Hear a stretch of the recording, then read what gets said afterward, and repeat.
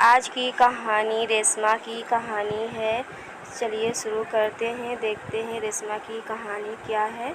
संघर्ष और प्रेरणा से भरी है रेशमा की कहानी। 19 मई 2014 को जब 17 साल की रेशमा कुरैशी परीक्षा केंद्र जाने के लिए घर से निकली तो सब कुछ एक पल में घट गया।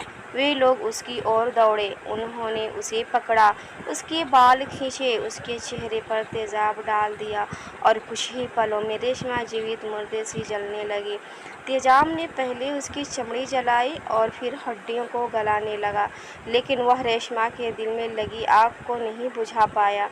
रेशमा कुरैशी की कहानी जिंदा दिली, संघर्ष और प्रेरणा से भरी है।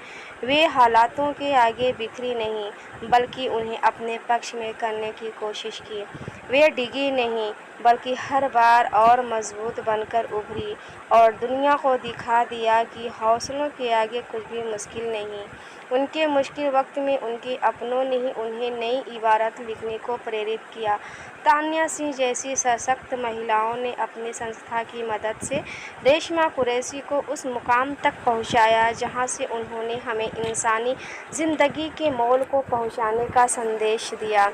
मंजूल पब्लिशिंग हाउस ने रेशमा कुरैशी के जीवन अनुभवों से सजी पुस्तक मैं रेशमा का प्रकाशन किया है। रेशमा कुरैशी के साथ तान्या सिंह ने इस पुस्तक को लिखा है, अंग्रेजी से हिंदी अनुवाद किया है। आशुतोष गर्ग ने मुंबई की एक छोटी बस्ती की लड़की रेशमा ने अपनी कहानी को बचपन से शुरू किया है। हम उनके परिवार से मिलते हैं, उन हालातों से रूबरू होते हैं जब एक लड़की बड़ी हो रही होती है। हम उस समाज से मिलते हैं जिसमें तरह तरह के लोग हैं, जिसमें प्यार, करुणा, ईर्ष्या आदि भरे पड़े हैं, और ऐसे समाज से भी जिसमें ऐसे लोग भी हैं जिनका दिमाग षड्यंत्र से भरा पड़ा है, और ऐसे लोग भी हैं जो कोमल भावनाओं से जीवन की राह पर दौड़ रहे हैं। रेशमा लिखती हैं, मैं मुंबई के पूर्वी चेंबूर की एक चाल की दूसरी मंजिल के एक कमरे में बड़ी हुई। वह एक कमरा हमारी दुनिया था। एक जगह रेशमा लिखती हैं कि उन्होंने बिस्कुट के पैकेट के बदले अपनी सोने की पाजेब ही दे दी। आगे बढ़ें।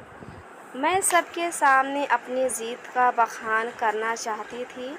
मैंने सबूत के तौर पर बिस्कुट के खाली पैकेट भी संभाल कर रखे थे। बाद में नन्ही रेशमा ने रोते हुए अपनी नादानी की माफ़ी मांगी।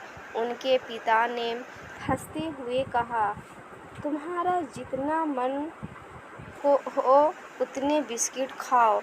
हम नहीं चाहते हमारे पड़ोसी सोचे कि हम अपने बच्चों को भूखा रखते हैं। कल से रेशमा को बिस्किट के लिए हर रोज़ 5 रुपये देना। तेजाब से हमले के बाद रेशमा की ज़िंदगी हमेशा के लिए बदल गई।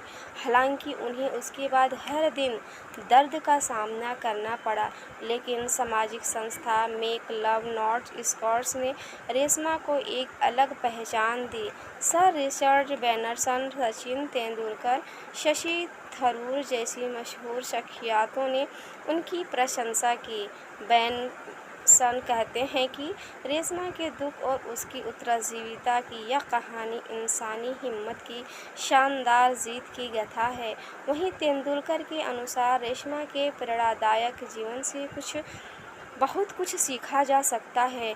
थरूर मानते हैं कि यह किताब भारत में हिंसा और अपमान झेल रही है, अनेक महिलाओं के जीवन की सच्चाई का सजीवता से वर्णन करती है। कविता कृष्णानंद कहती हैं कि यह पुस्तक भारत में स्वास्थ्य सेवाओं की दुर्दशा तथा अस्पतालों और यहाँ तक कि विख्यात डॉक्टरों में व्याप्त जबरदस्त असंवेदना को ठीक करने की दिशा में एक चेतावनी है। ये वीडियो आपको पसंद आया होगा, लाइक कीजिएगा, सब्सक्राइब कीजिएगा, दोस्तों के साथ शेयर कीजिएगा।